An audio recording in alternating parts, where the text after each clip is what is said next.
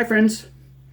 When the living Christ is powerfully at work in our lives, one of the fruits of that, one of the ways it gets expressed, at least as I read early friends' writings and the writings of the New Testament, is that it shows up in terms of unity within the community of faith. There's this growing sense of being in harmony with one another and being reconciled to one another, being able to live into the fullness of love as it was expressed through the life and death and resurrection of Jesus.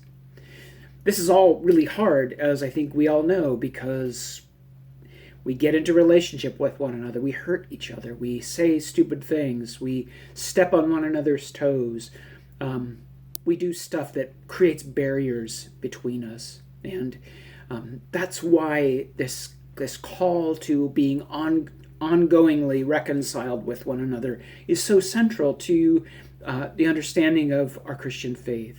How are we reconciled to one another? To me, one of the most challenging verses in all of Paul's writings comes when he says, "Therefore, as God's chosen people, holy and dearly loved, clothe yourselves with compassion, kindness, humility, gentleness, and patience. Bear with each other and forgive one another if any of you has a grievance against one another." And then he says this crazy thing, which we just read over as though it's so simple, but to me it's so incredibly challenging. He says, "Forgive one another as the Lord forgave you. And over all these virtues, put on love, which binds them together in perfect unity."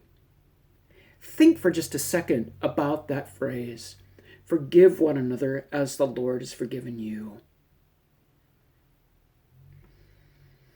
I don't know what comes to mind, but I think of a whole laundry list of incredibly significant things and incredibly significant ways in which God's mercy and forgiveness have been poured out upon my life.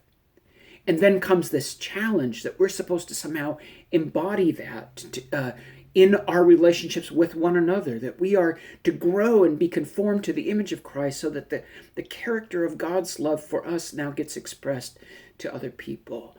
That to me is incredibly challenging. It's why we need the Spirit to make it possible in our life.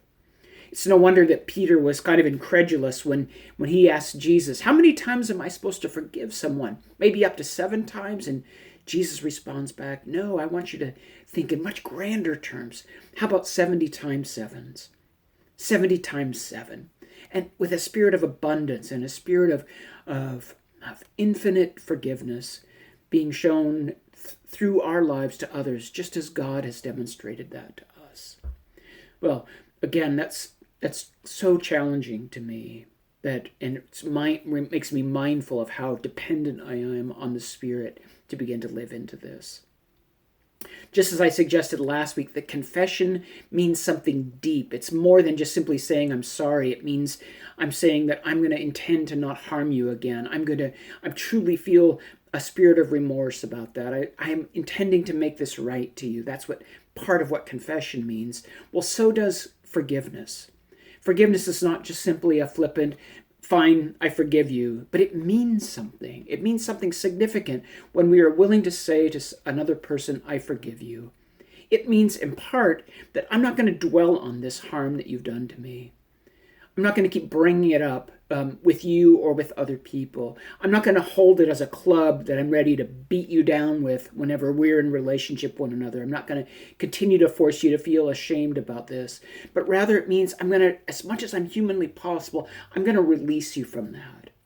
I'm going to allow our relationship to begin to grow back again, to be restored. But I'm freeing you. I'm releasing you. I'm setting you free from that burden, in the same way that God has released us and freed us from the burden of our wrongdoing, our shame, our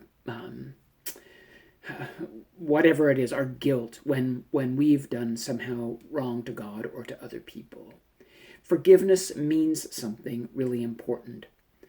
So I want to encourage you to think about that when somebody approaches you and says, "Will you forgive me?" to consider what that really means, to say, again, those ideas that I'm going to release you from that, recognizing that there may be some time that's needed to be able to even say the words, I forgive you, let alone get to that place of truly being reconciled. You may need some time to heal, to let that wound go away. Often people say, well, you need to just forget what I've done to you, as if it's that easy. Well, sometimes it's not.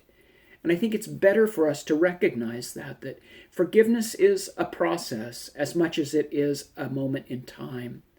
But with the intention of reconciliation, of being restored to a whole and peaceable relationship with one another as a pathway to unity within the fellowship. So bless you as you work out this important work of our spiritual lives and the spiritual health of our community. God bless you.